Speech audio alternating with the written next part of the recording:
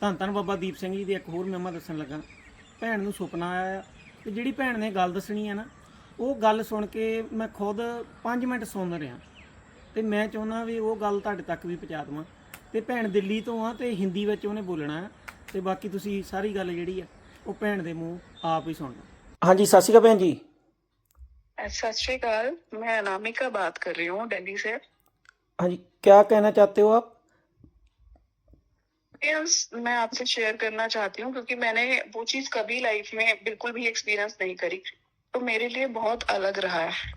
मैं बेसिकली दिल्ली से हूँ और मैंने कभी भी ऐसे कोई चीज या कुछ भी एक जो शक्ति होती है वो कभी नहीं मतलब फेस किया। अभी 3-4 दिन पहले मैं सो रही थी।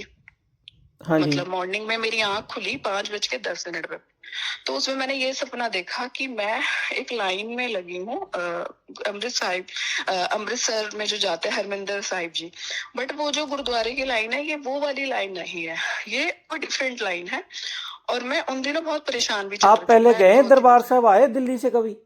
हाँ जी, मैं 3-4 बार आई हूँ। मेरा वेडिंग प्लानिंग का वर्क है, तो मैं आती हूँ, तो मैं जाती जरूर हूँ वहां पर। ठीक है। लेकिन वो जो मुझे सपने में दिखा वो वाले मतलब वो लाइन गुरुद्वारे वाली नहीं थी, वो दूसरी थी। तो जब मैं उसमें चल रही हूँ तो उसमें बहुत भीड़ थी, बट मैं चल रही हूँ तो मैं स्मूथली चलती जा रही हूँ और वो जगह जो है मतलब खाली हो रही है एंड मैं आगे पहुंच गई। तो जब मैं खड़ी हुई हूँ तो मैं मतलब कंफ्यूज हूँ कि मैं कहाँ हूँ। मतलब मैं गुरुद्वारे में, लेकिन मैं हरमिंदर साहिब जी नहीं हूँ, मैं किसी और में हूँ।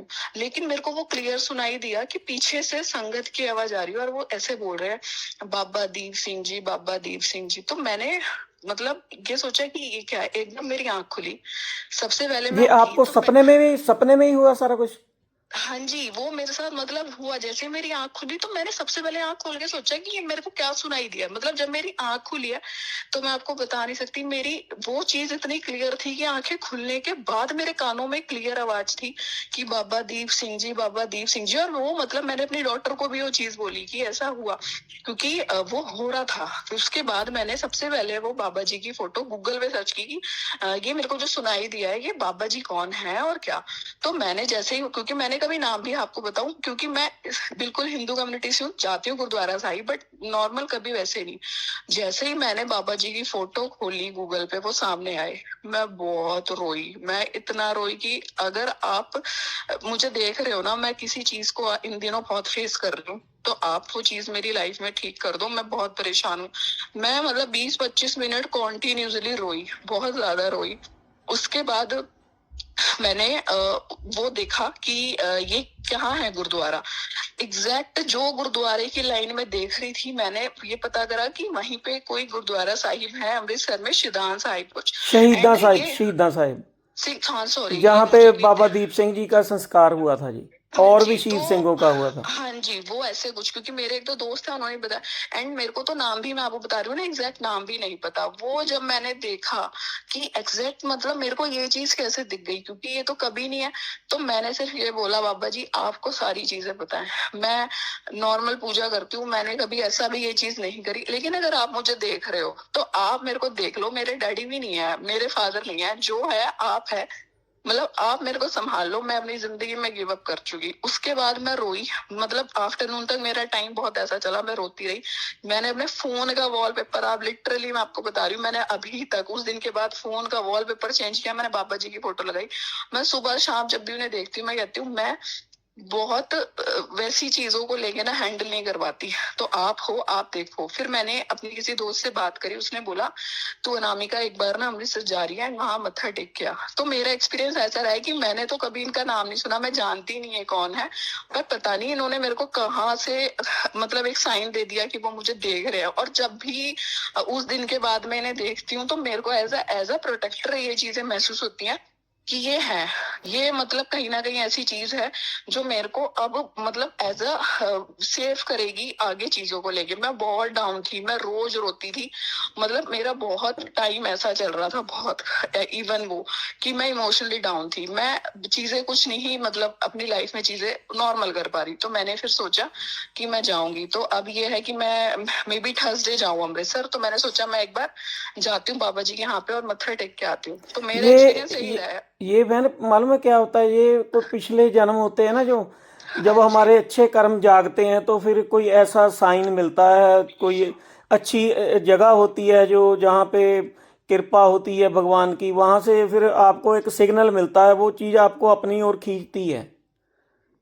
शायद आप सही बोल रहे हो, क्योंकि मैंने ना कभी भी, मैं आपको बता रही हूँ ना, कि इंसान सोचता है या वहां पे ऐसे पहुंच जाता है। मैं तो कभी, सिर्फ मैं आपको बता रही हूँ, मैं अगर अमृतसर गई हूँ, मैं नॉर्मल, मैंने गए वहां, मैंने मत्था टेका, मैंने वापस आ जाना है। पर ये मेरे लिए इतना मतलब ऐसे वाला एक्सपीरियंस रहा है कि वो जो मैंने, अब मैं अभी आपको बता रही हूँ ना, मैं अभी भी वो चीज आपको शायद अच्छे से एक्सप्रेस नहीं कर पा रही। वो जो संगत की आवाज पीछे से आ रही थी ना, धन धन बाबा दीप सिंह जी, वो अब भी मुझे महसूस होती है कि मैंने वो क्या चीज सुनी।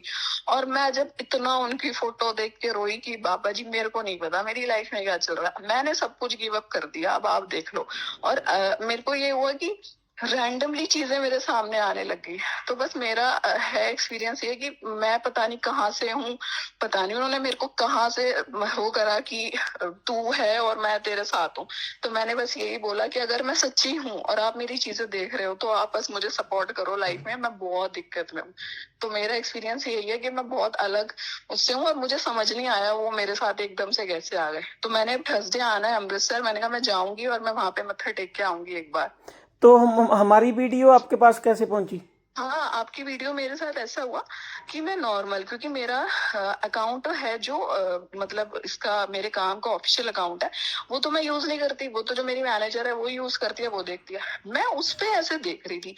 तो मैंने अभी कल रात को ही वो आपकी वीडियो देखी किसी की, कि वो किसी ने इंग्लैंड से अपना कुछ एक्सपीरियंस शेयर किया। तो मेरे को ऐसे लगा मैं ना करूं, मतलब क्या मैं इस चीज में बोलूं। फिर उसके बाद मैंने वो अपना मतलब मैसेज ड्रॉप कर दिया कि मैं, आप लोग खुद ही मतलब कांटेक्ट कर लोगे देख के। तो मैं इस वजह से मतलब ये चीज मुझे हुई कि मुझको बताना है। तो ये ही हुआ बस, कि मैंने सोचा चलो मैं ही अपनी तरफ से बता देती हूँ। ठीक है जी, चलो आप आइए, हाँ जी। आपको खुद बुलाया गया है वहाँ पे। हाँ जी, हाँ जी, मैं अ, आऊंगी पक्का। आइए दरबार साहब मत्था टेक के फिर वहाँ शहीदा साहब भी जाइए। हाँ जी, हाँ जी, जाऊंगी मैं। तो सिर्फ यही है, मेरे को बहुत इस चीज पे यकीन हो गया कि है वो बहुत बड़ी शक्ति है, वो कहीं ना कहीं से आपको कनेक्ट कर लेंगे। ये विश्वास होता है ना एक, अंदर से जब हम्म। इंसान टूटा होता है ना तो और कोई दिखाई नहीं देता, फिर भगवान कोई ना कोई रास्ता बना के हम्म। आपको अपनी ओर खींचता है भी, जिसका कोई नहीं होता बोलते हैं भी उसका भगवान होता है। हाँ जी, हाँ जी, तो मेरे साथ ऐसा ही था कि मैंने तो बस यही बोला कि मेरा कोई नहीं है, अब आप देख लो, मैंने तो बस सब कुछ चीजें छोड़ दिया।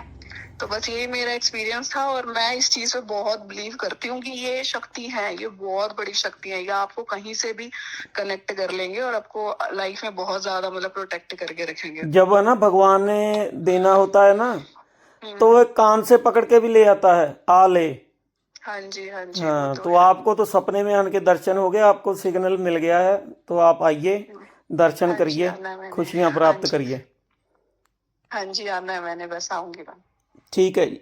हाँ, ओके।